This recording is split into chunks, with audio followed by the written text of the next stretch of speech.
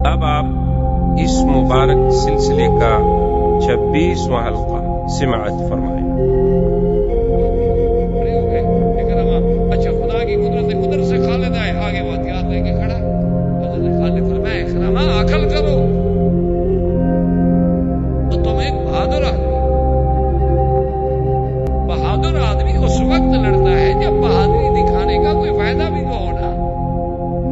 یہ کیا بہادری ہے کہ سارا مکہ فتح ہو گیا، ان کی فوجیں مکے میں داخل ہو گئی، تم 50 آدمی لے کے کھڑے ہو مقابلہ کرنے کے لیے، ہتھیار پھینک دو، ہم تمہیں امان دیتے ہیں، اپنے گھروں میں چلے جاؤ۔ اکرما نے کہا کہ نہیں خالد، میں نہیں برداشت کر سکتا کہ اللہ کا نبی جو ہے وہ حرم میں داخل ہو اور ہم بھی زندہ ہونے کا۔ حضور تو داخل ہو گئے حرم میں، بدبخت ہو تو داخل ہو گئے۔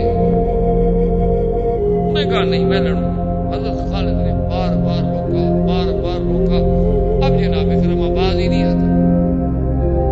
اکرمی تو بہت بڑا بہادر ہو گیا تھا۔ تو خالد نے پھر ساتھیوں کو حکم دیا کہ چلو یہ نہیں مانتے تو چلو ٹھیک ہے۔ وہ تو پہلے حلے میں 23 آدمی خالد نے مار ڈالے، مسلمانوں کا ایک آدمی بھی نہ مرا۔ وہ تو اب ان کا مورال جو تھا وہ بہت اونچا ہو چکا تھا، وہ فاتح تھے۔ جب 23 آدمی بھڑکے نہ جی تو اکرما بھاگا۔ یہ وہاں سے نکلا سیدھا خندمہ سے بھاگتا ہوا سیدھا جدہ۔ اس کے پاس چونکہ بہت بڑے گھوڑے سے تیز رفتار، وہ گھوڑے پہ بیٹھا بھاگ گیا۔ اور حضور صلی اللہ علیہ وسلم بہرحال اس خیف میں جمع ہوئے۔ خیف کے بعد حضور صلی اللہ علیہ وسلم سب کے سب جو ہیں اللہ تبارک و تعالیٰ نے آپ نے پہلے غسل فرمایا، غسل فرمانے کے بعد حضور کعبۃ اللہ میں داخل ہوئے۔ اور جب حضور اللہ کے حرم میں آ رہے تھے تو آپ کی زبان پہ یہی آیت مبارک تھی، انا فتحنا لک فتحا۔ کیا آیت؟ اور اس کے بعد حضور صلی اللہ علیہ وسلم جب آئے تو اب کعبۃ اللہ میں تو بت تھے، کعبۃ اللہ کے باہر بت ہے، اندر بت ہے، صفا پہ بت ہے، مروہ پہ بت ہے۔ وہ تو کہیں کچھ ہے کہیں کچھ 360 بت رکھا ہوا۔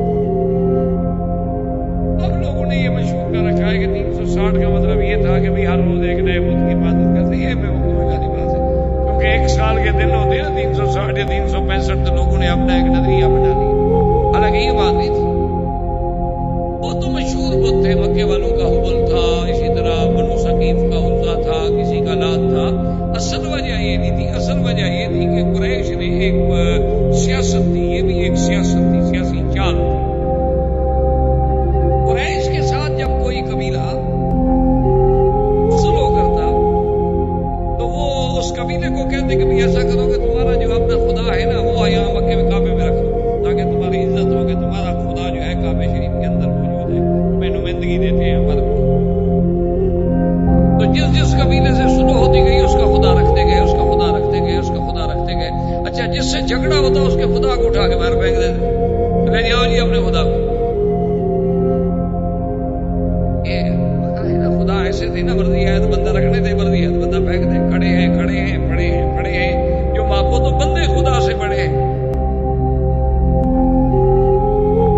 یہ جیسے آپ نے دیکھا ہندوستان میں نہیں دیکھا جی، دیوی دیوتا پتھر، جنگل میں جاؤ تو اپنا جو بالکل دور افزادہ ہو تو کہیں کتا داخل ہو کے پیشاب کر رہا ہو، کچھ کر رہا ہو، بھائی یہ پھر آ جائیں گے تو پانی ڈال دیں گے، پھول ڈال دیں گے، کھڑے ہو جائیں گے، پھر بنتی اور بھجن شروع ہو جائے گا، خود بنائیں گے اور پھر خود کی باتیں شروع کر دیں گے۔ تو بہرحال وہ اس لیے 360 جمع ہو گئے۔ حضور پاک جب آئے تو آپ کے ہاتھ میں چھڑی تھی اور آپ یوں چھڑی سے اشارہ کرتے اور پڑھتے جاء الحق وزهق الباطل، قل جاء الحق وزهق الباطل ان الباطل كان زهوقا۔ اور صحابہ کہتے ہیں خدا کی قسم ہے کہ جب حضور چھڑی سے اشارہ کرتے ابھی وہ چھڑی بت کو لگتی بھی نہیں تھی کہ بت منہ کے بل گر جاتے تھے اور ٹوٹ جاتے تھے، تو پتھر مٹی کے بنے ہوئے گرد گیا۔ حضور صلی اللہ علیہ وسلم جب مکے میں داخل ہو گئے، کعبۃ اللہ میں داخل ہو گئے، حضور صلی اللہ علیہ وسلم نے ارادہ فرمایا زمزم نوش فرمانے کا۔ تو حضرت عباس نے عرض کیا یا رسول اللہ گھر میں زمزم ہے اور باقاعدہ سراہیوں میں بھرا ہوا ہے، ٹھنڈا، اور اوپر ململ کا کپڑا باندھ کے ہم نے بڑا صاف رکھا ہوا ہے۔ حضرت نے فرمایا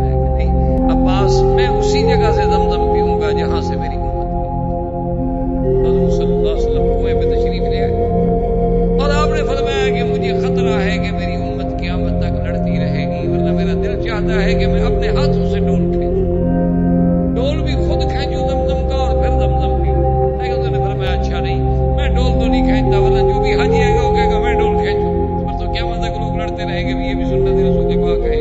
تو حضور صلی اللہ علیہ وسلم نے اپنے ہاتھوں میں زمزم لیا اور اس کے بعد زمزم پیا، اور ایک روایت میں ہے کہ آپ نے وہ ڈول لیا اور ڈول میں آپ نے پڑا، اپنا لعاب دہن مبارک بھی ڈالا اور پھر وہ پانی جو ہے زمزم میں ڈالا۔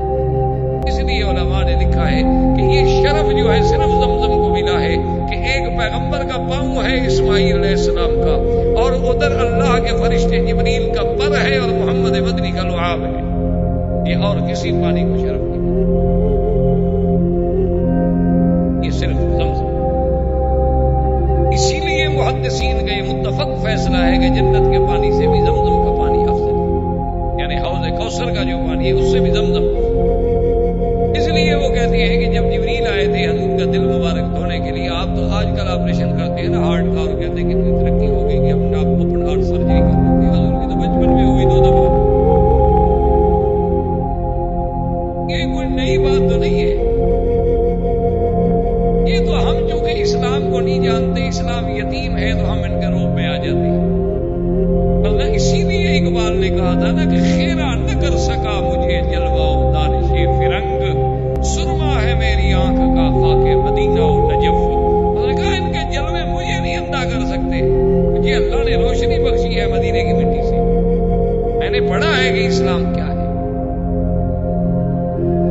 ہم نے تو اسلام بس اسی لیے رکھا ہوا ہے کہ چلو بھی بچہ پیدا ہوا جی کان میں اذان کہہ دو، جب بڑا ہو تو پھر اس کو ٹاٹا ٹاٹا سکھائیں گے، ابھی اذان کہہ دو۔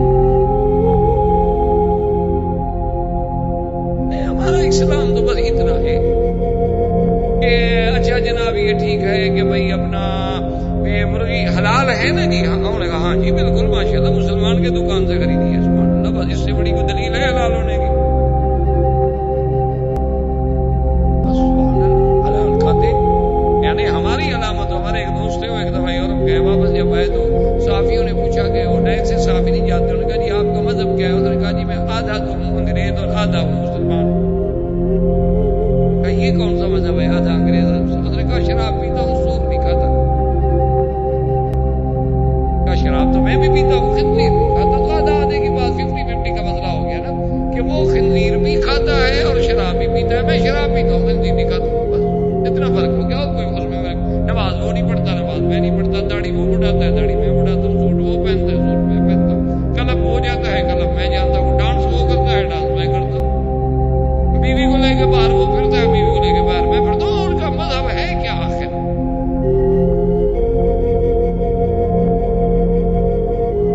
اس کی بیوی بھی غیروں سے ملتی ہے، میری بیوی بھی غیروں سے ملتی ہے، تو یہ ہمارے ہاں تو بالکل ایسی بات ہے، اس لیے کہ ہم اسلام کو نہیں جانتے، ورنہ آپ دیکھیں ابھی میرے مدنی پاک کا بچپن ہے اور حضور کا دل مبارک جو ہے باقاعدہ کھولا گیا اور ٹانکوں کے نشان ساری زندگی موجود رہے۔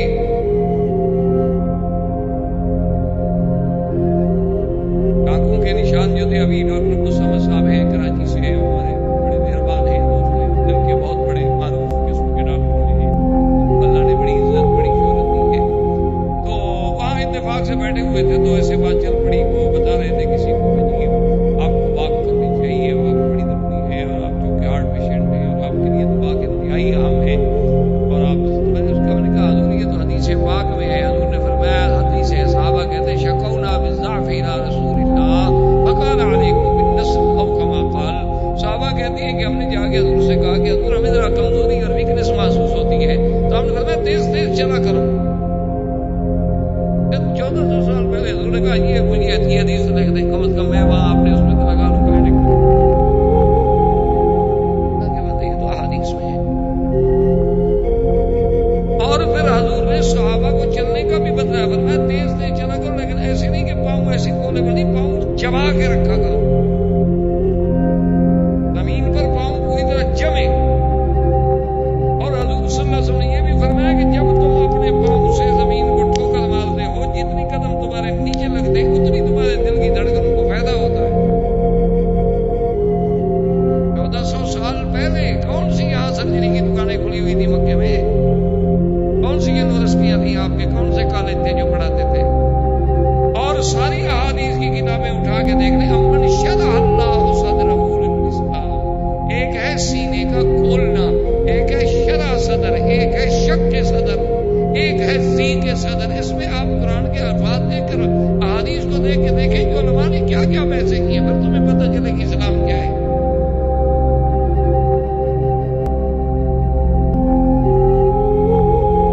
تو حضور صلی اللہ علیہ وسلم جب کعبۃ اللہ میں داخل ہوئے، آپ نے زمزم پیا، زمزم پینے کے بعد آپ نے فرمایا کہ وہ کہاں ہے عثمان ابن طلحہ شیمی؟ اچھا، عثمان ابن طلحہ اصل میں مسلمان ہو گئے، عثمان ابن طلحہ مسلمان ہو گیا، اور اسی اسنا میں ابو سفیان، حارث ابن ہشام اور اسی طرح عتبہ، یہ تین آدمی کعبۃ اللہ کے سامنے بیٹھے ہوئے ہیں۔ اب دیکھ رہے ہیں ابو سفیان تو ویسے مسلمان ہو گیا تھا لیکن دل میں ابھی اسلام نہیں آیا تھا، تو ایک آدمی حضور نے حکم دیا، فرمایا بلال اصعد الکعبہ، کعبے پہ چڑھ جاؤ اور اذان۔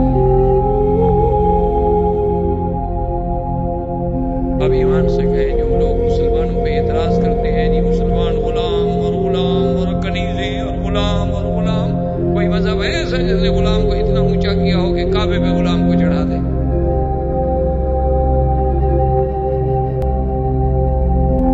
کوئی دنیا میں مذہب ہے آپ کا کہ کالا؟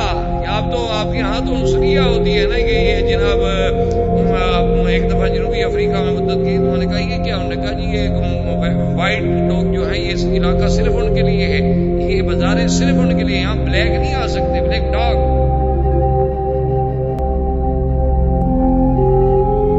یعنی وہاں آبادیوں کی آبادی الگ ہے، یہ آبادی وائٹ کی ہے، یہ کلرڈ کی ہے اور یہ بلیک، اور وہ کسی کلرڈ یا بلیک کو اس پوری آبادی میں دکان کرائے پر نہیں مل سکتا۔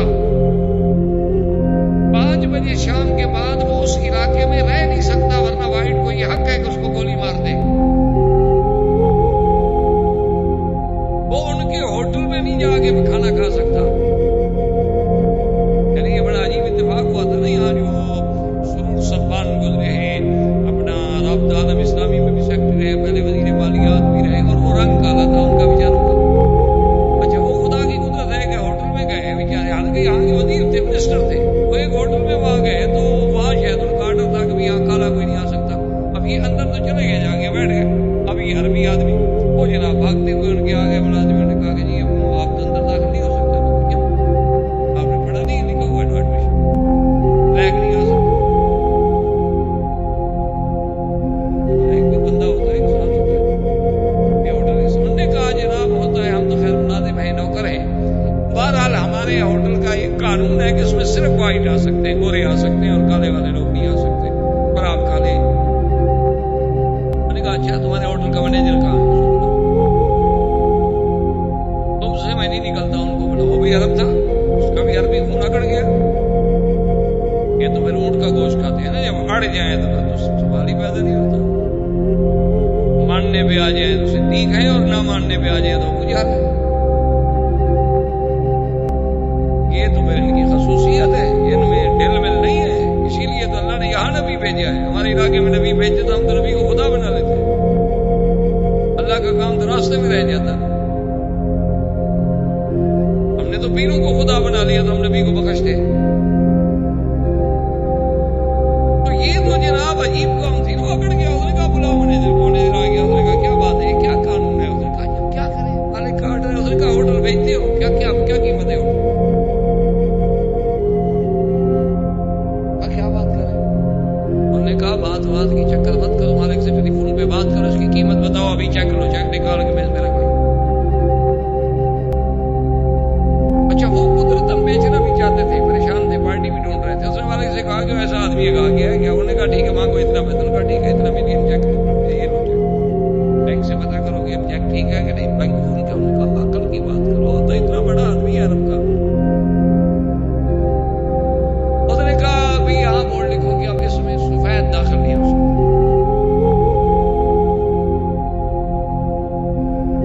کیوں؟ نے کہا ٹھیک ہے، جب اگر کالا داخل نہیں ہو سکتا تو اب میں یہاں لکھوں یہاں سفید داخل نہیں ہو سکتا۔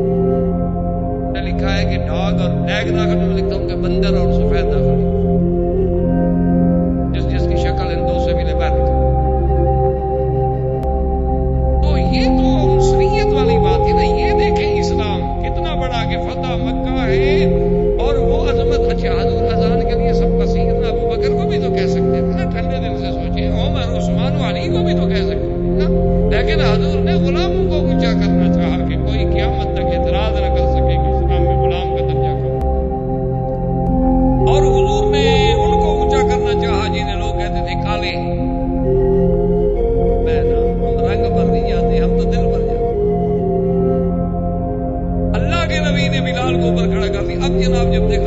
نے اور عطاب ابن اسد نے اور اکرمہ نے، اکرمہ بھی اکرمہ تو بھاگ گئے تھے، ان کا ایک اور عزیز بیٹھے تھے، کہنے لگا الحمدللہ شکر ہے اللہ کا کہ میرا باپ مر گیا، ان اللہ اکرم ابی، میرے باپ پر اللہ نے رحمت کی کہ وہ پہلے مر گیا، کہ غراب الاسود یہ کوا کالا چڑھا ہوا ہے کعبے پر اذان دے رہا ہے، آج میرا باپ دیکھتا تو اس کا تو ہارٹ اٹیک ہو جاتا۔ دوسرے نے بھی یہی کہا، انہوں نے کہا ابو سفیان تم کیوں چپ بیٹھے ہو، تم بھی تو بات کرو، کوئی تبصرہ کرو نا، دیکھو بلال جن کو ہم مارتے تھے، گلے میں کپڑے ڈال کے گھسیٹا کرتے تھے، کعبے میں چڑھا ہوا ہے، کہتے اللہ اکبر اللہ اکبر۔ ابو سفیان نے کہا یار میں نہیں کہتا، کوئی بات نہیں، کہتے یہ کنکریاں جو پڑی ہیں یہ بھی جا کے محمد مصطفیٰ کو بتا دے گی کہ میں نے کیا کہا۔ حضور جو ادھر سے گزرے تو آپ نے فرمایا تھا ادھر آؤ، تم نے یہ کہا تھا کہ میرے باپ پر اللہ نے رحمت کی کہ مر گیا؟ ابو سفیان تم نے یہ کہا تھا کہ کنکریاں بھی بتا دے گی؟ اس نے کہا یا رسول اللہ پہلے تو میں مسلمان ہوا تھا لیکن ابھی میں دل سے مسلمان ہوتا ہوں، اشہد ان لا الہ۔ مجھے پتہ چل گیا کہ جس پیغمبر کو یہ تازہ ایک ایک سیکنڈ کی واحد خبر دے رہی ہے واقعی اس کا تعلق اللہ سے ہے، اللہ کے واحد سے، آپ جو کہہ رہے ہو سچ ہو۔ حضور نے بلایا چابی کے لیے عثمان ابن طلحہ کو، عثمان ابن طلحہ گھر دوڑے اپنی والدہ سے چابی لینے کے لیے۔ اس کی والدہ نے کہا عثمان کیا کر رہے ہو، چابی دے رہے ہو، حضور کو پتا ہے حضور صلی اللہ علیہ وسلم نے چابی مانگی تھی اور تم نے نہیں دی تھی، آج پھر ہمیشہ کے لیے تمہارے خاندان سے چابی چلی جائے گی۔ اس نے کہا اماں چلو اگر نہ دے تو کیا کریں، چلو آپ بتائیں، چلو نہیں دیتے کیا کریں، پکا فتح ہو گیا ہے، اب کوئی روک سکتا ہے؟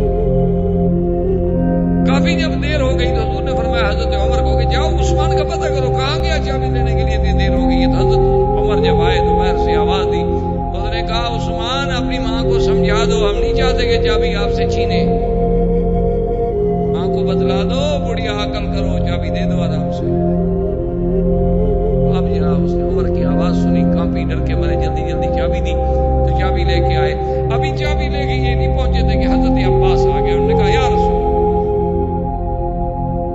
صلی اللہ علیہ وسلم حضور مہربانی کریں چابی ہمیں،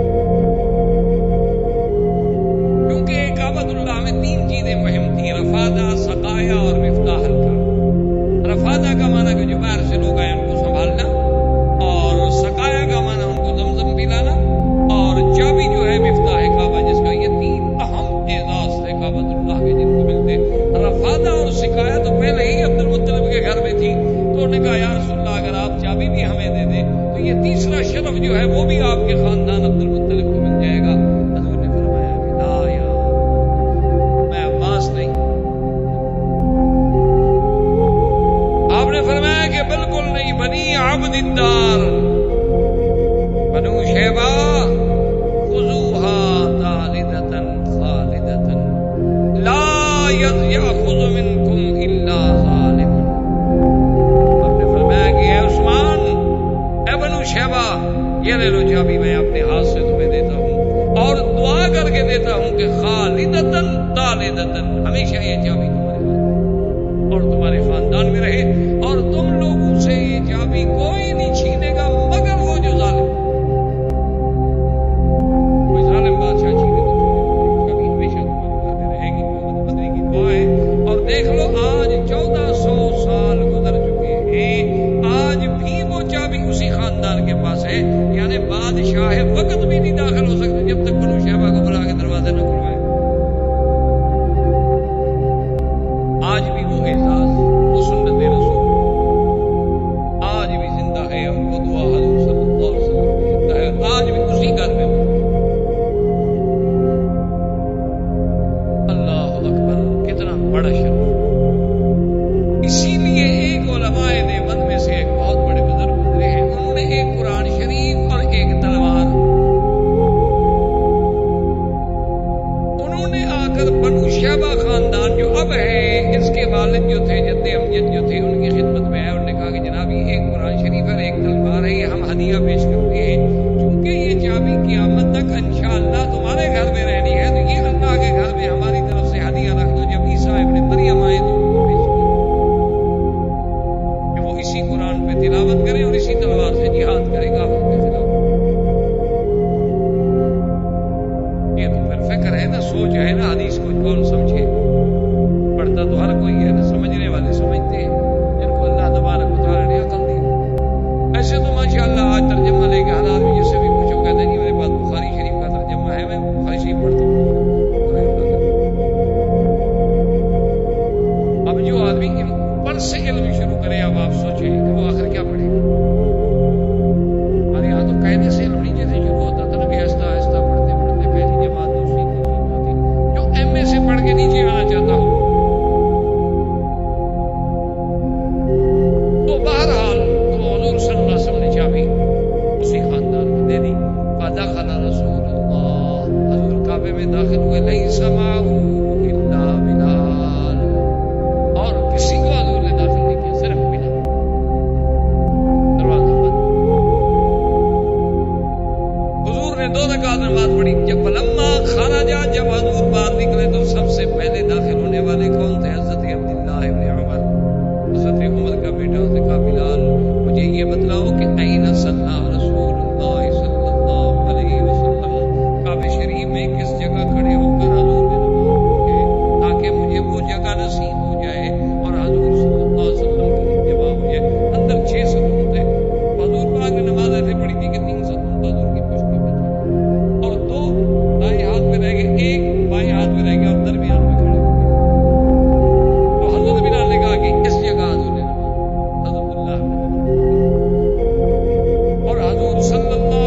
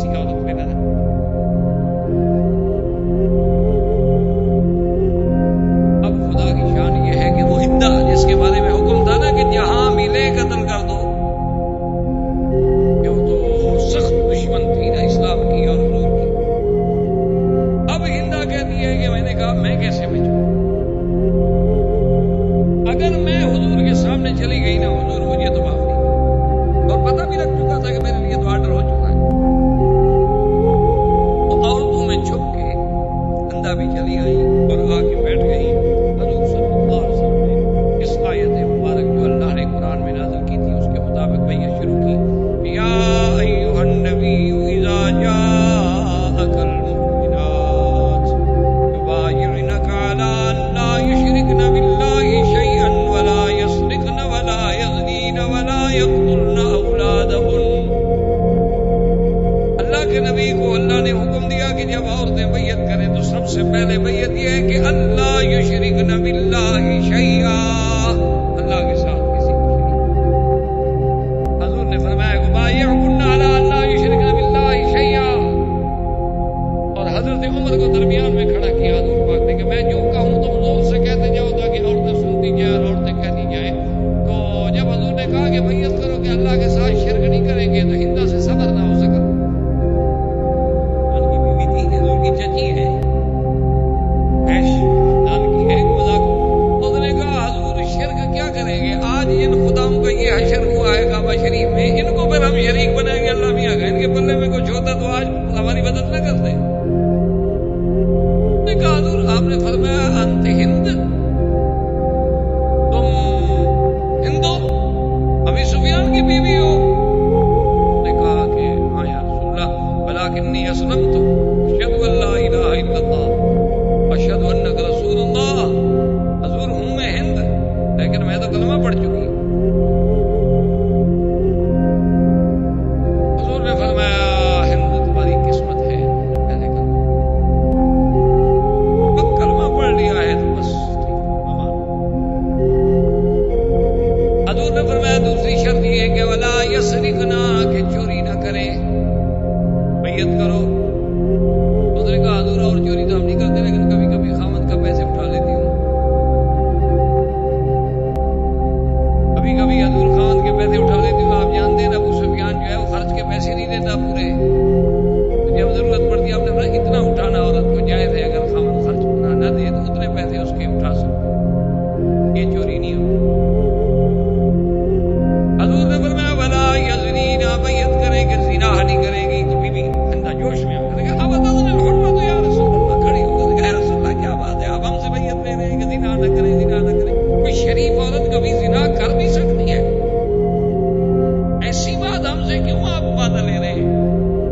زنا تو اتنا گھنونا اور گندا کام ہے کہ کوئی غلام، کوئی کنیز، کوئی نکرانی، کوئی گندی قسم کی بے نسل کی عورت وہ جا کے سوچ سکتی ہے. غرہ عورت جو کسی شریف خاندان کی نسل والی عورت وہ کبھی سوچ سکتی ہے کہ اس کا بدن اس کے شوہر کے علاوہ کسی کی نظر پڑے؟ آپ اس بیعت کی لینے کی کیا ضرورت ہے؟ ہم تو زنا کا سوچ ہی نہیں سکتے. بیعت تو لینی ہوگی. اس زمانے میں شریف عورت کا کردار یہ تھا، کافر ہونے کے باوجود زنا نہیں کرتی تھی. اور آج مسلمانوں کا کردار خدا خود سوچ لے. آج تو سب سے بڑی تعریف یہ ہوتی ہے کہ سوشل حلقہ بڑا وسیع. پتا نہیں ہے مردوں کا حلقہ تو وسیع نہیں ہوتا، پتہ نہیں عورتوں کے وسیع کیسے ہوگا. انا للہ و انا الیہ راجعون. اور کیا کہہ سکتے ہیں، غیرت نام ہے جس کا گئی تیمور کے بعد. جب غیرت ہی نہ رہے تو پھر جو بڑھ دیا ہے. اذا لم تستحی فاصنع ما شئت. جب حیا نہ رہے تو جو بڑھ دیا ہے. پھر لوگ اپنی عورتوں کو خود ہی لے جاتے، اپنی بیٹیوں کو خود نہیں سودے کرتے، اپنی بہنوں کے خود پیسے لے کے نہیں بیچ جاتے. جب عزت نہ رہے، غیرت نہ رہے، یہ تو غیرت. آپ نے فرمایا ولا یقتلن اولادهن ولا یأتین ببہتان یفترینہ بین ایدیہن وارجلہن ولا یأتینک بمعروف فبایعہن واستغفر لہن اللہ. اور میرے مدنی آپ ان سے بیعت لیں کہ یہ اولادوں کو قتل نہیں کریں گی. حضور نے فرمایا دیکھا یا رسول اللہ ربیناہم صغارا وقتلتم کبارا. حضور آپ ہم سے تو بیعت لے رہے ہیں کہ اولادوں کو قتل نہ کریں. ہم نے جن کو پالا تھا آپ نے تو بدر میں اڑا دیا. یہ ہمارے کہتے ہیں نا بدر میں. یعنی دیکھیں نا آخر چچی ہے، ایک ایک بات پر سامنے بات کر رہی ہے اللہ کے نبی، اور حضور ہر بات سن. رحمت دو جہاں کے چہرے پہ کوئی پل ہی نہیں کہ بھی چاچی ہے، کیا کلمہ پڑھ چکی ہے اور بڑی ہے چاچی اور ماں میں کیا فرق ہوتا ہے؟ جو کہہ رہی ہے کہہ رہی ہے، سننے تو اس کے بھی جذبات ہیں، اس کے جذبات بھڑکے ہوئے نکل گئے۔ جب ساری بیعت ہو گئی اور 16 دن حضور صلی اللہ علیہ وسلم مکہ مکرمہ میں رہے، اور یہ تقریباً ہجری اور رمضان المبارک کا مہینہ تھا، تو خیریت کے ساتھ مکے پر مکمل کنٹرول کرنے کے بعد حضور پاک نے عتاب ابن اسید کو امیر مکہ بنایا، والی مکہ بنایا، اور اب اپنے لشکر کو حکم دیا کہ اب بنی حوازن کی طرف، اب طائف کی طرف پہنچ کریں، جس سے آگے جا کے آپ مذہب حنین کے نام سے انشاءاللہ زندگی رہیں گے۔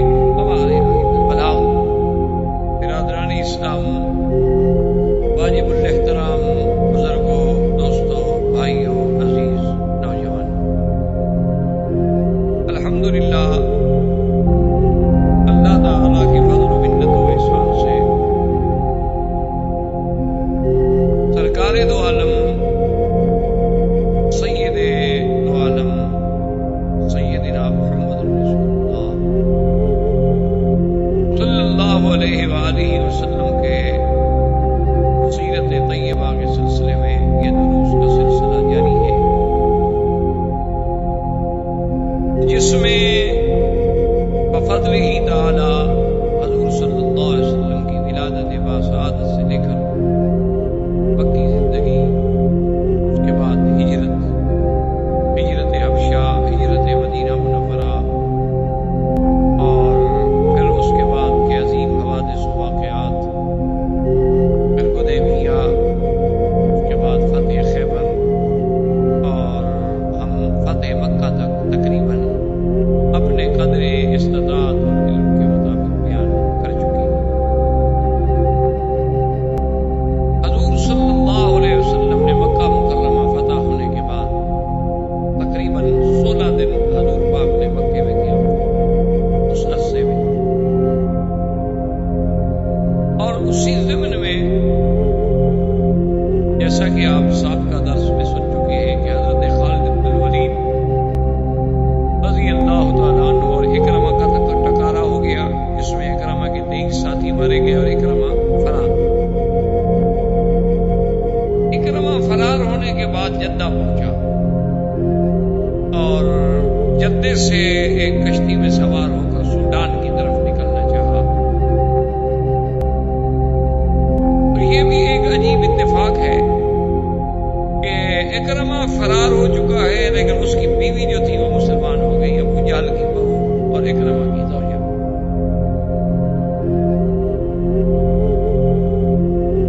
جب وہ اسلام لے آئی تو اس نے جا کر حضور اکرم صلی اللہ علیہ وسلم کی خدمت میں درخواست کی کہ یا رسول اللہ، میں مسلمان ہو گئی ہوں، میرا خاوند جو ہے وہ فرار ہو گیا ہے خوف سے، چونکہ اس کو پتا ہے کہ سب سے بڑے دشمن کا وہ بیٹا ہے، اور اس نے بھی اپنی دشمنی کی انتہا کی کہ اس وقت بھی کہ جب پورے مکے پہ حضور صلی اللہ علیہ وسلم کا کنٹرول ہو گیا، لیکن پھر بھی وہ لڑا۔ تو کیا اگر میرا خاوند اسلام قبول کر کے آپ کی دربار میں حاضر ہو تو کیا آپ اس کا اسلام قبول فرما لیں گے؟ آپ اور میں تم میری بیٹی ہو، تم بھی تو ابو جہل کی بہو ہو نا، لیکن چونکہ اسلام آپ نے قبول کر لیا ہے، اسلم تسلم، بس ختم ہوئی۔ کیونکہ مسلمان کی دوستی، عداوت اور دشمنی جو ہے وہ خالص اللہ کے لیے ہوتی ہے، الحب فی اللہ والبغض للہ۔ ہماری دوستیاں جو ہیں وہ کسی ذاتی اغراض پہ مبنی نہیں ہوتی۔ تو اس کی بیوی بھی اس کے پیچھے چلی گئی۔ خدا کی قدرت یہ ہے کہ اکرمہ جس کشتی میں سوار تھا وہ کشتی جو تھی طوفان میں پھنس گئی۔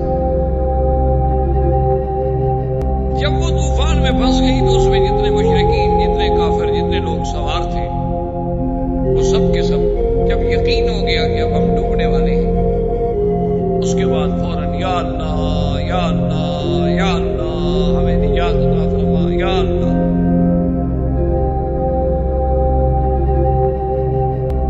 حضرت اکرمہ کے دل میں فوراً ایک بات اللہ نے ڈالی کہ یہ کیسے لوگ ہیں؟ اب جب یہ ڈوبنے کے قریب آ گئے تو اب ان کو نہ اپنے خدا یاد ہے، نہ نہ لات یاد ہے، نہ منات یاد ہے، نہ حبل یاد ہے، نہ عزا یاد ہے.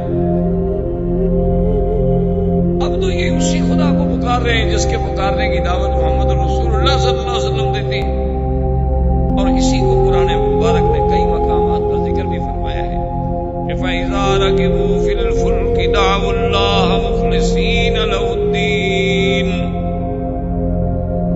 کہ جب یہ کشتی میں سوار ہوتے ہیں اور کشتیاں پھنستی ہیں تو خالص اللہ کو پکارتے ہیں. فَلَمَّا نَجَّاهُمْ إِلَى الْبَرِّ إِذَا هُمْ يُشْرِكُونَ، اور جب ہم ان کو نجات دے کے کنارے پہ پہنچا دیتے ہیں تو بہرحال حضرت اکرمہ کہتے ہیں کہ دخل الاسلام فی قلبی، اسلام میرے دل میں داخل. میں نے کہا جھوٹی ہے، جب مصیبت کا وقت آتا ہے تو اس خدا کو پکار دے اور جب مصیبت سے نکل جاتے ہیں تو پھر ان کو اپنے چھوٹے چھوٹے خدا یاد آیا. تو وہ ابھی دوسرے کنارے پہ نہیں گئے اور طوفان کی وجہ سے کشتی واپس آ گئی جتنے میں ہوتے، لیکن وہ کہتے ہیں میں نے دل میں فیصلہ کیا اور میری بیوی کہا کہ اکرمہ جئت الیک بالامان، میں تمہارے پاس آئی ہوں اور محمد رسول اللہ نے آپ کو امان دے دیے، لا تخف، ڈرو نہیں. اس نے کہا اچھا مجھے امان تو حضور نے دے دی، اچھی بات ہے، لیکن میرے دل میں بھی اسلام گھر کر، مجھے بھی پتہ لگ گیا ہے کہ سچا دین جو ہے وہ اسلام ہے. یہ تو سب لوگوں نے ایک تخیلات ہیں، لوگوں کے اپنے بنائے ہوئے کچھ باتیں ہیں، ورنہ اس کا حقیقت سے کوئی تھا. کوئی ایسی حقیقت ضرور ہے جو ہر بندے کو کسی نہ کسی مقام پہ جا کے مجبور کرتی ہے کہ اس کے دماغ سے دل سے ایک نہ ایک دفعہ نکلتا ہے. تو حضرت اکرمہ آگے حضور کی خدمت میں حاضر ہوئے اور اسلام قبول کر دیا. ففرح رسول اللہ، حضور بہت خوش، کیونکہ آخر ایک بڑا آدمی تھا، بڑے آدمی کا بیٹا تھا اور ایک بہادر آدمی تھا. ایسے لوگ بڑے بڑے لوگ جو جائیں نا جب سیدھے ہو جائیں تو پھر چھوٹے لوگ تو بہت جلدی ٹھیک ہوتے. اسی اسنا میں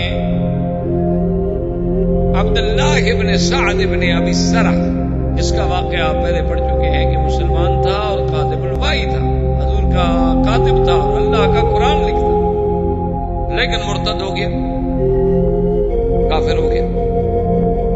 اور واپس آنے کے بعد یہی وہ آدمی تھا جس نے مشورہ دیا تھا بنی بکر اور بنی خزاع کی لڑائی کے بعد کہ دیت ادا کر دو. یہ مرتد ہو گیا اور کافروں کو آ کر یہ کہتا تھا کہ بھئی وہ قرآن پاک جو ہے وہ تو جیسے حضور پہ ہو میں بھی لکھ سکتا ہوں. تو یہ ان آدمیوں میں شامل تھا جن میں حضور نے اعلان کیا تھا کہ ان 10 آدمیوں کو اس پناہ نہیں ملے گی، ولو انہم مؤلفون باسطار الکعبۃ، کعبۃ اللہ کے اگر غلاف کے نیچے بھی کھڑے ہوں تو ان کو قتل کیا جائے. ان میں ایک یہ بھی تھا. یہ دوڑا ہوا حضرت عثمان کے پاس چھپتا چھپتا چھپتا عثمان کے پاس پہنچا اور کہنے لگا اجرنی عثمان، تم مجھے اپنی پناہ میں لے لو، باقی میں نے ارتداد کیا، میں نے کفر کیا، میں بہت شرمندہ ہوں. مجھے آج ہم نے اپنی آنکھوں سے دیکھ لیا کہ اللہ کے نبی جو فرماتے تھے وہ پورا ہو گیا، مکہ فتح ہو گیا، تو میں مسلمان ہوں. حضرت عثمان عبداللہ ابن سعد ابن ابی سرح کو لے کر حضور صلی اللہ علیہ وسلم کے خیموں کی طرف چلے. حضرت عمر کی نظر پڑی تو انہوں نے کہا کہ لوگوں علیکم بعدو اللہ، پکڑو اس اللہ کے دشمن کو. یہ تو وہ آدمی ہے جس کو امان نہیں ہے. لیکن اتنی دیر میں حضرت عثمان اس کو لے کر حضور صلی اللہ علیہ وسلم کے خیمے کے دروازے پہ پہنچ گیا اور زور سے کہا کہ یا رسول اللہ، یا رسول اللہ، یا محمد صلی اللہ علیہ وسلم، انی اجرتہ، میں نے اس کو اجیر بنایا، میں نے اس کو پناہ دے دیا. حضور نے کوئی لفظ نہیں. اور یہ عبداللہ ابن سعد ابن ابی سرح جس بندے کا قاتل تھا، اس کا بھائی جو ہے وہ بھی اس وقت حضور کے سامنے موجود بیٹھا ہے. اپنے بھائی کے قاتل کو دیکھا تو اس کا تو خون کھول گیا. اس نے جلدی سے کہا کہ ابسط کیا تھا گیا رسول اللہ، حضور ہاتھ بڑھائے اور میں مسلمان ہونا چاہتا ہوں. حضور چپ، ہاتھ بڑھائے. تھوڑی دیر گزری، اس نے کہا اسد یدک یا رسول اللہ، حضور ہاتھ بڑھائے، میں مسلمان بیعت کرنا چاہتا ہوں۔ ہاتھ دے کے کھڑا ہے، حضور نے ہاتھ نہیں بڑھایا۔ تھوڑی دیر گزری، اس نے پھر ہاتھ بڑھایا، کہا اسد یا رسول اللہ بایعنی علی الاسلام، میری بیعت کریں اسلام پہ، میں اسلام قبول کرنا چاہتا ہوں۔ حضور نے ہاتھ، حضور چپ، خاموش۔ اس نے چوتھی دفعہ جب ریکویسٹ کی، حضرت عثمان نے بھی کہا یا رسول اللہ، اب تو وہ اسلام لانا چاہتا ہے، اور اسلام سارے گناہوں کو مٹا دیتا ہے، مہربانی فرمائیں۔ تو پھر چوتھی دفعہ پر حضور نے ہاتھ بڑھایا اور اس کو اسلام میں بیعت کر لی، لیکن حضور ناراض ہو گیا، فرمایا علیہ منکم رجل رشید، اتنے لوگ بیٹھے ہوئے، تم میں کوئی بھی عقل والا آدمی نہیں تھا؟ اب نے کہا کہ کیا بات ہے؟ اس نے کہا کہ میں نے جب اس نے 3 دفعہ ہاتھ بڑھایا، میں ہاتھ نہیں دے رہا، میں اس کی بیعت قبول نہیں کر رہا، تو اللہ کے بندے تم چپ کر کے بیٹھ گئے، اٹھ کے تلوار نہیں مارنی کہ گردن اڑا دو۔ اب اس کے مقتول کا جو بھائی بیٹھا، اس نے کہا واللہ یا رسول اللہ لو بشرتنی بعینی، حضور خدا کی قسم ہے، میرے تو بھائی کا قاتل ہے، میں تو بالکل ضبط کر کے بیٹھا، اگر آپ تھوڑا سا مجھے اشارہ کر دیتے نا اللہ کہ میں اس کے ٹکڑے کر دیتا۔ حضور نے فرمایا ما ينبغي لنبي ان يكون خائنة الاعين، اللہ کے نبی کی شان یہ نہیں ہوتی کہ وہ آنکھوں سے لوگوں کو اشارے کرے، بس تم سمجھ جاتے تو سمجھ جاتے، نہیں سمجھے تو اس کی قسمت بچ گیا۔ اللہ کا نبی کسی کے ساتھ یہ نہیں کر سکتا کہ لوگوں کو آنے دے مجلس میں اور لوگوں کو آنکھوں سے اشارے کرے، یہ نبی کی شان نہیں۔ اللہ کے پیغمبر جو کہتے ہیں صاف۔ اسی دوران میں صفوان ابن امیہ بڑا سردار تھا، اور یہ بھی ان لوگوں میں ہے جس کو قتل کا حکم تھا کہ اس کو معافی نہیں ملی۔ اس کی بیوی اس نے کہا یا رسول اللہ، اگر ابو جہل کے بیٹے کو امان مل سکتی ہے، اگر اکرمہ کو امان مل سکتی ہے یا محمد صلی اللہ علیہ وسلم، تو صفوان کو بھی تو پھر مہربانی کرے، وہ اس سے بڑا دشمن تو نہیں ہے ابو جہل سے۔ حضور نے فرمایا اچھا اگر صفوان بھی اسلام قبول کرے تو میں امان دے دوں گا۔ اس نے کہا رسول اللہ اتنی سخت شرط نہ رکھے، میں جانتی ہوں میرا خامن جو ہے نا اس کو بڑا بغض ہے اسلام سے، وہ اسلام قبول نہیں کرے گا، آپ اس کو کچھ عرصے کے لیے مہلت دے دیں، شاید وہ اسلام لے۔ حضور نے فرمایا کہ اچھا 4 مہینے کے لیے میں امان۔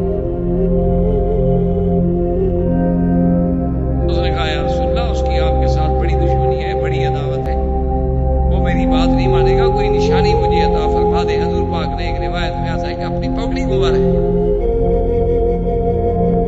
رحمت دو جہاں دشمن ہے، سب سے بڑا دشمن ہے، جس کی سزائے موت کا پروانہ جاری کر چکے ہیں، لیکن ایک عورت ہوتی ہے، اس کی بیوی آتی ہے، فریاد کرتی ہے، حضور فریاد سن لیتے ہیں، 4 مہینے کی امان دے دیتے ہیں، پھر اس دشمن کے اطمینان کے لیے پگڑی اتار کے دے دیتے ہیں۔ کوئی مثال ہے دنیا میں آپ ایسا قائد کو پیش کر سکتے ہیں؟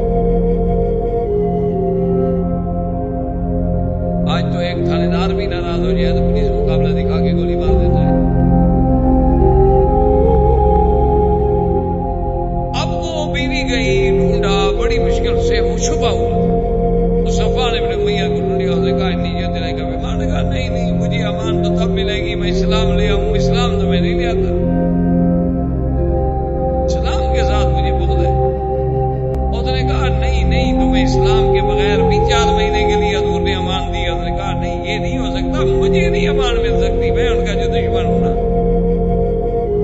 اس نے کہا یہ تو نہیں کبھی امامت رسول اللہ، حضور نے مجھے اپنا پگڑی دی ہے نشانی۔ جب اس نے دیکھا تو اب اطمینان ہو گیا، اس نے کہا چلو حضور کی خدمت میں آ گئے، اجرتنی یا رسول اللہ، امان اب دے دیے، امان دے دیے، بات ختم۔ ان تمام واقعات سے فارغ ہونے کے بعد، عورتوں کی بیعت کر دینے کے بعد، مکہ مکرمہ کے انتظام و انسرام کو سنبھالنے کے لیے سب سے پہلے امیر جو ہے حضور صلی اللہ علیہ وسلم نے عطاب ابن حسین کو بنایا۔ تم یہاں کے امیر ہو، گورنر ہو، حاکم ہو، اب سارے معاملات تم نے سنبھالنے ہیں، اور اس دفعہ 8 ہجری کے حج کے امیر بھی تم ہو، تمہاری قیادت میں حج ادا ہوگا، کیونکہ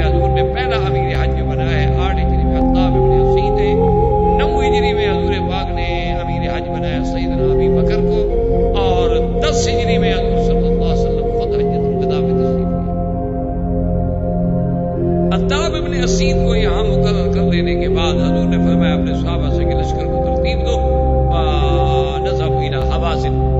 حوازن قبیلہ جس جو غزوہ حنین کے نام سے مشہور ہے، اصل قبیلہ تو حوازن تھا. جہاں جنگ ہوئی ہے وہ وادی حنین تھی، تو لہٰذا اس غزوے کا نام بھی غزوہ حنین ہو گیا. ورنہ وہ قبیلہ جو ہے بنی حوازن بنو ثقیف، یہ بڑا ہی زبردست اور جنگجو قبیلہ تھا. عرب میں اپنی قوت و طاقت میں مانا ہوا تھا کہ حتیٰ کہ مکہ مکرمہ اور حوالی مکہ مکرمہ کے جتنے قبائل ہیں سب سے ڈرتے تھے. انہوں نے فرمایا فضا کو ملا چلو اب حوازن پہ چڑھائے.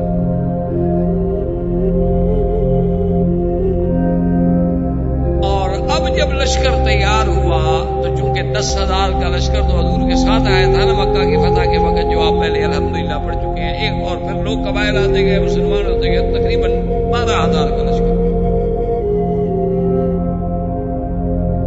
اور بنو حوازن جو تھے ان کو بھی پتہ چلا کہ بھی مکہ فتح کرنے کے بعد پہلے بھی تو حضور کا رخ جو ہے مدینہ منورہ سے ہماری طرف تھا، اور پھر عین ہمارے سرحدوں پہ آنے کے بعد ہی یکدم آپ مکہ کی طرف بدل گئے. وہ ہمیں حضور معاف تو نہیں کریں گے، مقابلہ تو ہوگا. لہٰذا انہوں نے بھی اپنی مکمل تیاری کر لی. اور ان کا اصل سردار جو تھا وہ عروہ ابن مسعود الثقفی، عروہ بڑا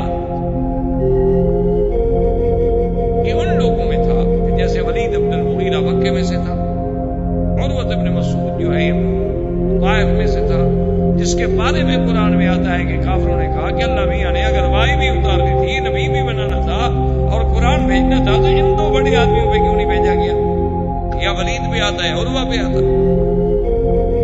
وَقَالُوا لَوْلَا نُزِّلَ هَذَا الْقُرْآنُ عَلَى رَجُلٍ مِّنَ الْقَرْيَتَيْنِ عَظِيمٍ. یہ 2 بستیوں کے بڑے لوگ، ایک ولید تھا اور ایک ہی عروہ بن مسعود تھا، جو اصل ثقیف بنو ثقیف قبیلے کا سردار تھا. لیکن اتفاق کی بات ہے یہ ان دنوں باہر تجارت کے لیے شام کیا، یہ موجود نہیں تھا. اب انہوں نے مشورہ کیا کہ بھی ہمارا اصل سردار تو ہے نہیں، اب ہم کس کو سردار بنائیں؟ تو انہوں نے مالک ابن عوف، 24 سال کی عمر تھی لیکن یہ بھی ان کے سرداروں کا بیٹا تھا، اسی پر سب نے اتفاق کر دیا کہ یہ ذہین بھی ہے، جوان بھی ہے اور جنگی مہارت بھی رکھتا ہے، تو مالک ابن عوف کو ہم سر بنا. دے دیا. اس نے کہا بنو ثقیف دیکھو بس اب یہ جنگ جو ہے نا یہ تو فیصلہ کن جنگ ہے. اب یہ وہ جنگ نہیں کہ کون جیتے کون ہارے. اب یہ بے عین ہی جیسے آج کل حالات بنے ہوئے نا، بہرحال دعا تو ہم یہی کرتے ہیں خدا کرے کہ جنگ نہ ہو، کیونکہ کوئی بھی مسلمان جنگ تو نہیں چاہتا. دعا تو ہماری یہی ہے کہ خدا کرے انڈو پاک میں جنگ نہ ہو. لیکن اگر خدا نہ کرے جنگ ہو گئی تو یہ پھر 65 اور 71 کی جنگ نہیں ہوگی. یہ پھر جنگ ایسی ہوگی کہ تمہاری داستان تک بھی نہ ہوگی داستان. پھر دونوں ملک کا یہ سمجھ لیں کہ جغرافیہ میں بھی نہیں، کیونکہ اب دونوں جو ہے نا جی وہ اس طرح اللہ معاف کرے ایٹمی صلاحیتوں سے ہمکنار ہو چکے ہیں. لیکن بہرحال لا تحسبوه شر لکم بل هو خیر لکم. کبھی کبھی وہ برائی، کبھی کبھی وہ ایٹم جو ہے جنگ کا ذریعہ نہیں بنتا بلکہ جنگ کو روکنے کا ذریعہ. کیونکہ جب آپ کو پتا ہونا کہ میں نے بھی نہیں رہنا اس نے بھی نہیں رہنا تو بندہ سوچتا ہے. اسی لیے آپ دیکھ لیں کہ جب تک سپر پاور کے پاس دونوں کے پاس ایٹم بموں کے ذخیرے تھے نا، رشیا امریکہ کوئی ٹکرائے لوگوں کو لڑائیں گے دوسری جگہ، خود نہیں. اور جب جاپان کے پاس کچھ نہیں تھا تو ہیروشیما پہ پڑ گیا. اور آج وہی تقریر کرنے والے لوگ ہیں کہ جی ایٹم استعمال نہ کریں. وہ پاگلوں کس نے استعمال کیا تھا؟ پہلے اپنی تاریخ تو اٹھا کے دیکھو نا. تو خیر بہرحال تو اس وقت بھی بنو حوازن نے مالک کہ اب جو جنگ ہوگی نا، اب وہ جنگ نہیں ہوگی کہ کبھی ہم جیت گئے کبھی وہ جیت گئے، کچھ ہم نے بندے مار ڈالے کچھ ان نے بندے مار ڈالے. اب مسلمان بھی آخری جنگ کریں. مکہ فتح ہو گیا اور رابق فتح ہو گیا، جدہ فتح ہو گیا، خیبر فتح ہو گیا، عمان کا سردار مسلمان ہو گیا، بازان مسلمان ہو گیا، بحرین کا بادشاہ مسلمان ہو گیا، ہرقل نے ہتھیار ڈال دیے. کیا سوچے تو وہ ہمیں چھوڑ دیں گے؟ اس لیے پوری تیاری کرو، مال بچے بیوی سونا چاندی بکریاں اونٹ سب لے چلو، کہ بس یا تو مٹ جائیں گے. جان چھوٹے بچوں کو تو نہ روتے رہے نا کہ ہماری عورتیں پیچھے رہ گئی. بات ٹھیک ہے. تو وہ سب کو لے کر جناب وہاں سے چلا. ایک آدمی تھا ان میں درید ابن سمہ، 160 سال عمر تھی اس کی، بہت بڑا بہادر، لیکن اندھا ہو گیا تھا، موٹا بھی ہو گیا تھا، اندھا بھی ہو گیا تھا. اس نے پوچھا ہاں بھائی کس کو سردار بنایا؟ انہوں نے کہا مالک ابن عوف. نے کہا آدمی تو اچھا ہے، سرداروں کا بیٹا ہے لیکن بچہ ہے.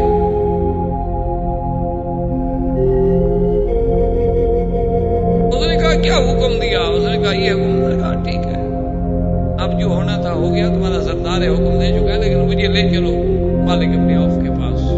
مالک ابن عوف کے پاس کو پکڑ شکڑ کے لیے. وہ نابینا ہو چکا تھا، موٹا بہت تھا، 160 سال کی عمر تھی، وہ اندھا بھی ہو گیا تھا. تو اب اس کو پکڑ کے لاتے تھے تو لے آئے. تو انہوں نے کہا کہ تم نے اچھا تو نہیں کیا یہ فیصلہ، بہرحال اب تم نے کر لیا ہے تو ایک بات کا خیال رکھو کہ میدان جنگ جو ہے وہ تم اپنے منشے سے منتخب کرو. اگر میدان جنگ کے انتخاب میں بھی مسلمان سبقت لے گئے تو پھر تم بازی نہیں جیت سکتے. تو 160 سال ہو گیا مجھے جنگیں لڑتے ہوئے. تو اس لیے تم ابھی سے ایڈوانس کرو تاکہ جنگ جو ہے وہ ہمارے علاقے میں نہ ہو. کہیں لوگ ہمیشہ دوسری جگہ لڑاتے ہیں نا کہ ہمارا ملک تو محفوظ رہے. اور دوسرا اس نے کہا کہ میرا مشورہ یہ ہے کہ جب لشکر کو ترتیب دو تو اس کے آخر کے اندر جو ہے نا جی آپ کے بچے وغیرہ تھے ان کو بھی اونٹوں پر بٹھا کے تاکہ اور کچھ نہیں تو دور سے مجمع تو بہت نظر آئے گا، ان کو پتہ تھوڑا ہے کہ یہ عورتیں ہیں یا بندے ہیں. اسی لیے بات صاحب کہتے ہیں خدا کی قسم معلوم یہ ہوتا تھا کہ جنگ حنین میں تو 80,000 کا لشکر ہے دشمنوں کا. تو بہرحال ان کے لشکر کی تعداد جو تھی وہ 20,000 تھی. وہ وہاں سے نکلے مسلمان، یہاں سے نکلے. اسی دور میں حضور پاک صلی اللہ علیہ وسلم نے حضرت خالد کو حکم دیا کہ عزا ایک بہت بڑی ان کی عبادت کے اور بت تھا جس کے بارے میں وہاں نعرے لگائے تھے ابو سفیان نے جنگ احد کے موقع پر کہ لنا العزا ولا عزا لکم. عزا ہمارے ساتھ ہے اس لیے آج غلبہ اور عزت ہمارے ساتھ. حضور نے فرمایا عمر جواب دو اللہ مولانا ولا مولا لکم. حضور نے حکم دیا کہ خالد جا کے عزا کو ختم. حضرت عزا کے مقام پہ پہنچے، وہاں کوئی درخت تھے، کوئی دیوی دیوتا بنے ہوئے تھے، بت شت بنے ہوئے تھے، تھوڑا پھوڑا واپس آ گئے. حضور نے فرمایا ہاں کیا کیا؟ حضور توڑ دیا. نے فرمایا نہیں تم نے کچھ نہیں کیا، تم نے کچھ نہیں کیا، عزا کو تو تم نہیں مارا ہے. حضور ابھی توڑ کے آ رہا ہوں. نہیں پھر جاؤ. حضرت خالد پھر گئے. تو وہاں فرماتے ہیں جب میں گیا تو میں نے کیا دیکھا؟ فرأیت امرأة شاسعة الشعر. ایک عورت ہے ایسے بال کھلائے ہوئے ہیں اور ایسی شکل ہے خطرناک کہ کوئی بڑا چیندار بندہ بھی دیکھے نا تو ایک دفعہ تو اس کا دل ہل جائے. سر میں مٹی پڑی ہوئی ہے، بدصورت ہے، بد شکل ہے، اور وہاں بیٹھی ہوئی ہے کہ عزا عزا عزا عزا پکار رہی ہے کہ مدد کر، آج تیرے دشمن پھر تجھ پر حملہ کرنے کے لیے آ رہے ہیں، ان کو تو ہلاک کر دے، ان کو تو برباد کر دے، ان کو تو ایسا کر دے. حضرت خالد بھی اتنی دیر میں اوپر پہنچے، ماری ایک تلوار ٹکڑے ٹکڑے کر کے کیا تو بڑی عزا کو پکارنے والی آ گئی. اصل کیا تھا؟ تلبیس ابلیس نامی ایک کتاب ہے، کبھی آپ لوگوں کو پڑھنے کا موقع ملے. یہ ساری جنات کی ایک حرکت ہوتی ہے جس کی وجہ سے لوگ جو ہے نا گمراہیوں میں اور شرک میں اور کفر میں مبتلا ہو جاتے ہیں. وجہ کیا ہوتی ہے کہ پہلے آپ کے دماغ میں ڈالے گا کہ جناب اس مزار پر اس پیر صاحب کی قبر پہ جاؤ، منت مانو، 3 راتیں تم رات دن وہاں رہے کہ حضرت کی مزار پہ بیٹھے رہو، تمہارا کام ہو جائے گا. ایک دل میں خیال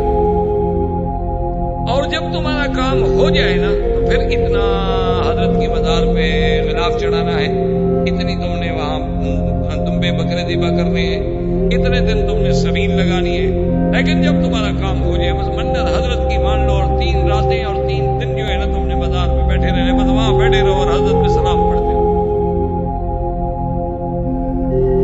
اور ساری رات بیٹھنا ہے، جاگنا۔ اب جناب آدمی بیٹھے ہوئے تھوڑی سی نیند کا ذرا غلبہ انسان ہے، غلبہ ہوتا ہے، تو وہ شیطان خود جو ہے چھپ کر آواز دیتا ہے کہ میرے مرید فلاں جاؤ، تمہارا کام ہم نے کر دیا۔ بس اب تو اس کو لاکھ مولوی مکی لگے کرتا، پھر وہ کہے گا میں جناب خود آواز سن کے آ رہا ہوں۔ کمال کرتے ہیں مولوی، کہتے ہیں قبر والے پیدا نہیں کرتے، میرے ساتھ خود قبر والے نے بات کی ہے۔ بس وہ تو پھر پکی گمراہی میں گیا نا جی، اس کو تو اللہ اب نکال لے تو نکال لے، ورنہ کوئی مولوی کی تقریر تو نہیں۔ کہتے کمال کی بات کرتے ہیں یار، میں نے خود بازار سے آواز سنی ہے، مجھے مرشد نے خود پکار کے کہا ہے کہ جاؤ تمہارا فلاں کام، میرا نام لیا انہوں نے، فلاں ابن فلان، جاؤ تمہارا کام ہم نے کر دیا۔ چلو ان کو کیسے پتا تھا میرے نام کا؟ مرشد تو راضی ہوئے تو میرے بارے میں سارے مطلع ہو گئے۔ تو یہ اصل میں ابلیس کے حملے ہوتے ہیں، اور لوگ سمجھتے ہیں بیچارے کہ ہاں جی صاحب قبر نے میری مشکل حل کر دی، سمجھتے ہیں کہ اس مزار سے میری مشکل حل ہوگی، اصل میں وہ سارا اس کے پس منظر میں اس اچھا پھر جنات کے پاس اتنی طاقت ہے کہ 1 سیکنڈ میں ابھی آپ ان کو یہاں سے بیٹھے بیٹھے گئے پاکستان چلے جائیں گے، جو کہہ لیں گے 1 منٹ میں آ جائے۔ اچھا وہ ایسا ویسا کام بھی آپ کا کرا دیتے، دوسرے کو ڈرا دیا، اٹھا کے پھینک دیا، مار دیا، اور ڈر گیا، کام ہو گیا آپ کو۔ کہا ٹھیک ہے، دیکھو نا مرشد نے جو کہا تھا نا بالکل اسی طرح۔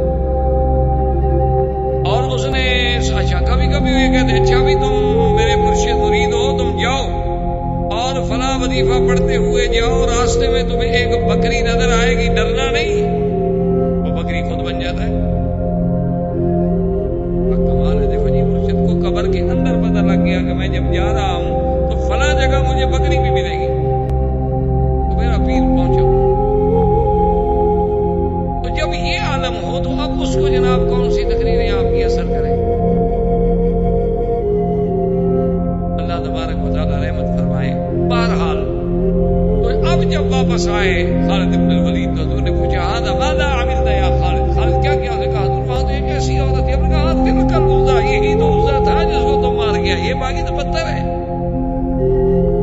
اصل تو وہی تھا شیطان الجن والانس، جو عزیٰ بن کے لوگوں کو گمراہ کر رہا تھا، اصل تو وہی تھی وہ عورت جنیہ جس کو تم نے مارا ہے۔ یہ تھا کہ نام ہے بت بنا ہوا ہے تو علامت ہے ظاہر، اصل تو وہ ہے۔ اب تم نے واقعی کام کیا۔ اب حضور صلی اللہ علیہ وسلم نے اپنے لشکر کو چلایا، اور ادھر سے مالک بن عوف نے اپنے لشکر کو چلایا۔ اب اتفاق کی بات یہ ہے کہ وہاں سے چلتے چلتے مکہ اور طائف کے درمیان میں ایک وادی ہے، وادی حنین۔ اس وادی میں اور بڑی عظیم وادی ہے اور بڑا اچھا مقام ہے، اسی جگہ پر آ کے انہوں نے اپنی فوج کو روک دیا۔ انہوں نے کہا بھی اب طائف سے ہم کافی دور آ گئے، اور یہ وادی بہت اچھی ہے، زمین اچھی ہے، پانی ہے، اور اگر مسلمان حملہ آور ہوں گے تو چاروں طرف پہاڑ ہے، ان کو تو پھر پہاڑوں کے اوپر سے آنا پڑے گا۔ انہوں نے اپنی فوجوں کو وہاں روک دیا۔ حضور صلی اللہ علیہ وسلم پہاڑوں کے اس طرف رک گئے، لیکن صحابہ کے دل و دماغ میں عجیب سی بات آگے کیا لگے، یار کمال ہے، مکے کے قریش ہمارے سامنے نہیں ٹھہر سکے تو یہ بنو ثقیف کیا ہے، اور بنو ثقیف کیا ہمارا مقابلہ کر سکے، ان کو تو ہم پاؤں کے نیچے رونق ڈالیں گے، اللہ کو تکبر پسند نہیں۔ اسی لیے قرآن کہتا ہے کہ یوم حنین اذ اعجبتکم کثرتکم، حنین والے دن تمہیں تمہاری کثرت پر، تمہارے عدد پر، تمہاری طاقت پہ ناز تھا کہ آج ہم 12,000 کا لشکر۔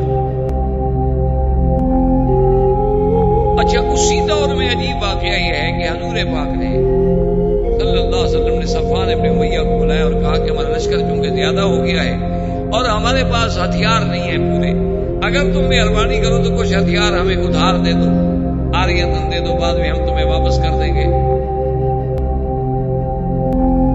تو اس نے کہا حضور میں خوشی سے تو نہیں، بہرحال دیتا ہوں۔ تو اس نے 3,000 آدمیوں کو اسلحہ دیا، اتنا بڑا سردار تھا کہ اس وقت اس کے پاس اتنا سلاح موجود تھا کہ 3,000 آدمیوں کو مسلح کرنے کے لیے اس نے تلواریں اور نیزے اور تیر اور زرہیں اور ڈھال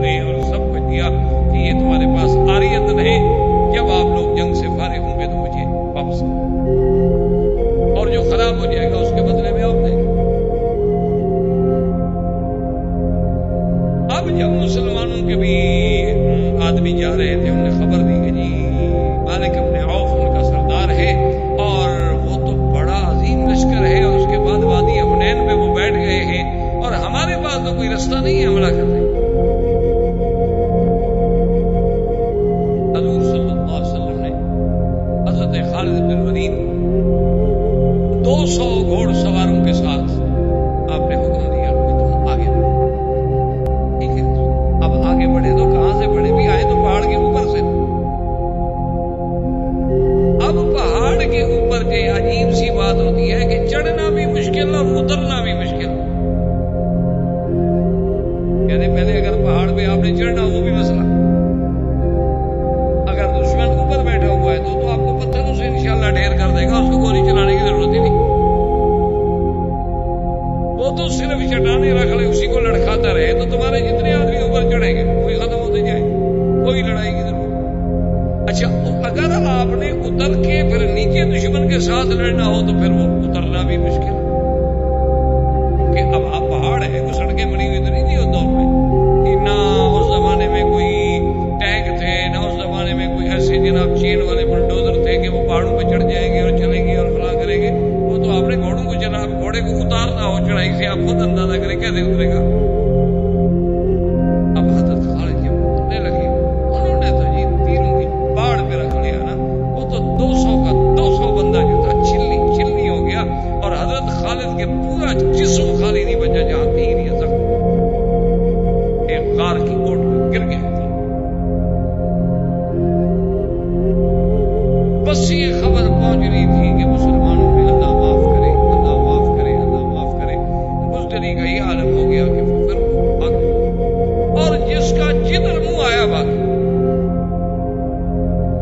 200 آدمی یک وقت پہلے حلے میں جن کا اڑ جائے، اور آگے جہاں تک نظر پڑے سب لشکر ہی لشکر دشمن کا نظر آئے تو پھر جناب بزدلی آ گئی۔ اسی کو قرآن پاک نے فرمایا لقد نصركم الله في مواطن كثيرة ويوم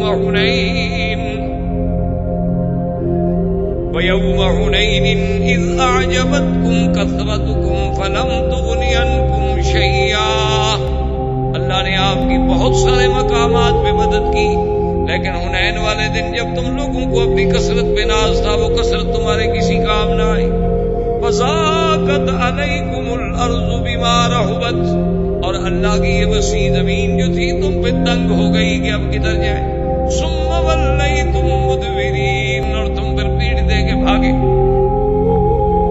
حضور کو خبر ملی کہ یہ حال ہو گیا، دیکھ رہے ہیں صحابہ بھاگ رہے۔ حضور صلی اللہ علیہ وسلم خود اٹھے، آگے بڑھے،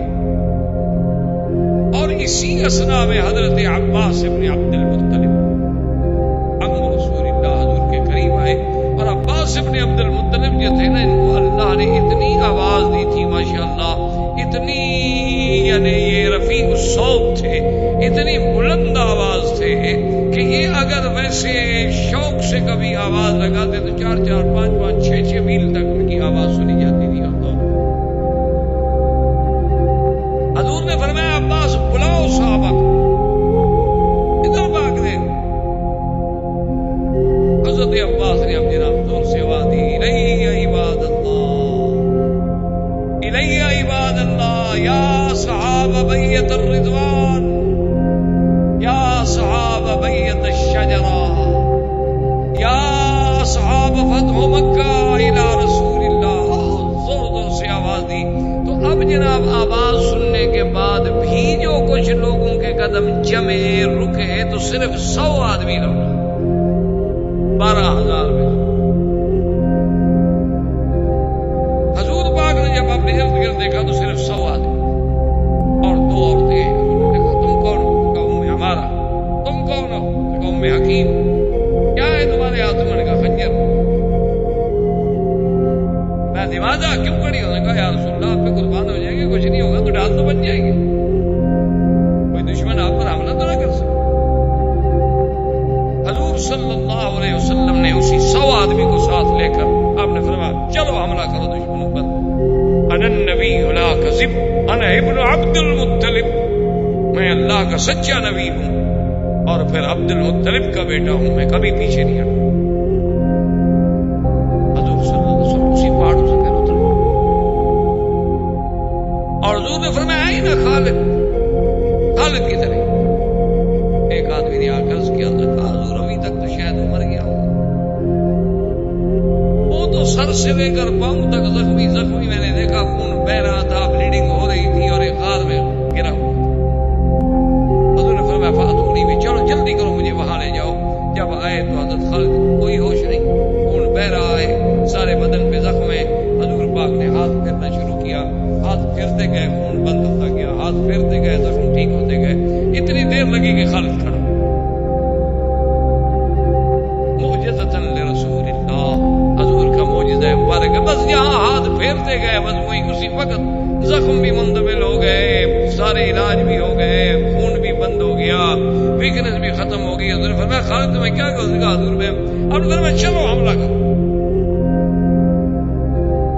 حضور نے دیکھا 100 آدمی، لیکن یہ ہے مقام نبوت و مقام شجاعت۔ صحابہ کہتے ہیں واللہ اذا حمل الوتیس، اذا اشتد الحرب، اذا قامت الحرب على ساقها، خدا کی قسم جب جنگ کی آگ بھڑک اٹھتی تھی نا، ہم حضور کا سہارا لیتے، حضور کے ساتھ کھڑے ہوتے تھے کہ حضور ایسے بہادر ہیں کہ حضور نے قدم پیچھے نہیں ہٹا۔ حضور صلی اللہ علیہ وسلم اسی 100 کے لشکر کو لے کے آگے بڑھے، اور اس کے بعد صحابہ کہتے ہیں کہ ہمیں کوئی پتہ نہیں لگا، ایسے معلوم ہو جیسے کالی کالی چونٹیوں کا ایک بادل اوپر سے آیا اور ایسے ہمارے اوپر آ گیا۔ ہم حیران دیکھ رہے ہیں کیا ہے۔ ہم نے کہا ہو سکتا ہے وادیوں میں جو سبزہ ہے، وادیوں میں وادیاں ہیں، اس کی وجہ سے یہ شاید کوئی چیزیں ایسی اٹھی ہوں کہ بھی بالکل چھوٹی نملتن سودا، جیسے چھوٹی سیاہ رنگ کی چونٹیاں ہوتی ہیں نا، ایسی معلوم ہوا کہ ایک بادل ہے ان کا، اور بادل ایسے بیٹھتے ہمارے اوپر آ گیا، اور ہم ابھی سوچ رہے ہیں کہ یہ کیا ہے، اور اسی کو اللہ نے فرمایا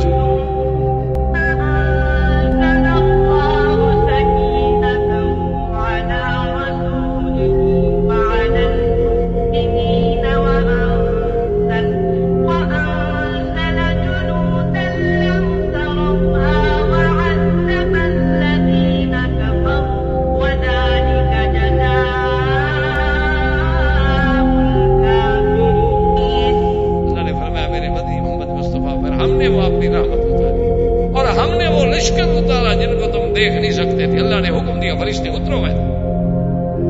اب بنو ثقیف نے دیکھا کہ یہ سفید پوش ہیں، سفید گھوڑے ہیں سب کے، اور ہزاروں کی تعداد بھاگے۔ اب یا مسلمان بھاگ رہے تھے یا بنو حوازن بھاگ رہے ہیں، اور اتنی شدت سے بھاگے کہ کسی کو یہ بھی یاد نہیں رہا کہ ہماری عورتیں کی طرح، بچے کی طرح، سامان کی طرح، اونٹ کی طرح، بس جدھر منہ آیا بھاگ گئے، میلوں تک بھاگتے گئے، پیچھے دیکھنے کی بھی ضرورت نہیں ہوئی، اور 100 آدمی مار رہا ہے، قتل کر رہا ہے، جو سامنے آ رہا ہے مار رہا ہے، قتل کر رہا ہے۔ اچھا اب صحابہ کچھ بھاگ کے مکے پہنچے، ان کو پتہ لگا کہ حوازن بھاگے، وہ پھر واپس لوٹے۔ انہوں نے کہا بھی حوازن بھاگ گئے، اللہ کی مدد آ گئی، چلو وہ بھی آ گیا، اب پھر لشکر جمع ہو گیا۔ بنو حوازن بنو ثقیف جو تھے بھاگ گئے۔ مالک ابن عوف نے لیا ایک بستی تھی، اس میں اس کا ایک بہت بڑا قلعہ تھا، اس نے جا کر فوراً اس قلعے میں پناہ لے لی، اور وہیں اس نے پھر کوشش کی کہ سب لوگوں کو جمع کرے۔ احباب کرام، اس کے بعد اب آپ اس مبارک سلسلے کی CD نمبر 27 سماعت فرمائیں۔